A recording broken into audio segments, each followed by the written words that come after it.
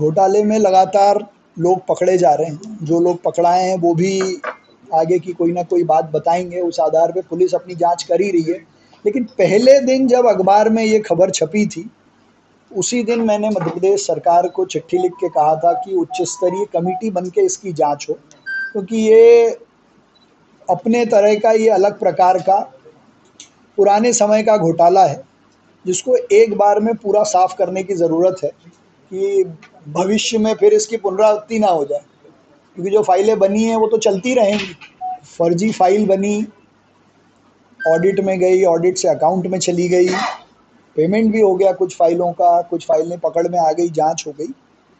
लेकिन पुराने समय के काम का पेमेंट जब बाद में हुआ, तो ये उन सब अधिकारियों की जिम्मेदारी थी कि उसको उस समय वो एक बार ज़रूर फिज़िकली वेरीफाई करवाते कि ये घोटालेबाज लोगों से पैसा रिकवर हो।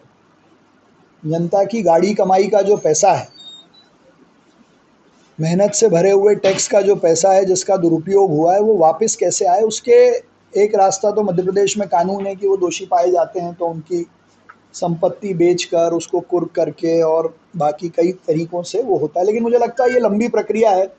केस फाइल होगा, ट्रायल चलेगी, फिर सज़ा होगी और फिर वो सब कार्रवाई होगी करप्शन एक्ट के तहत।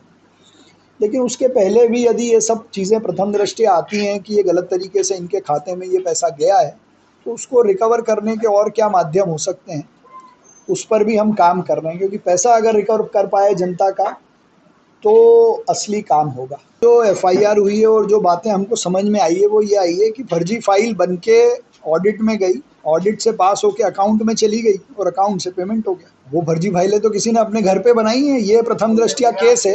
ये एग्जैक्ट अमाउंट जिसका पेमेंट हो गया है वो तो अभी लगभग मेरे हिसाब से 75 से 80 करोड़ आया है। 26-27 करोड़ की फाइलें पकड़ी गई हैं, कुछ फर्मों के नाम और आए हैं। एक्चुअल इसका क्रिमिनल इन्वेस्टिगेशन हो रहा है जो पुलिस कर रही है। इस केस में दोषी कौन आएगा, किसको सजा होगी, ये एक अलग विषय हो सकता है।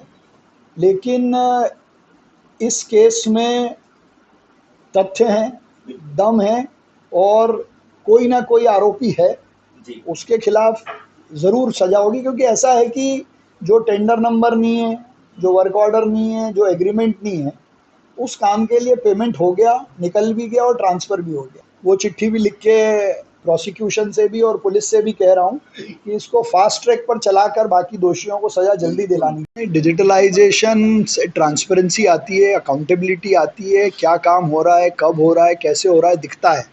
तो हम कोशिश कर रहे हैं कि इंदौर के सारे डिपार्टमेंट्स, सारा डॉक्यूमेंटेशन डिजिटलाइज हो।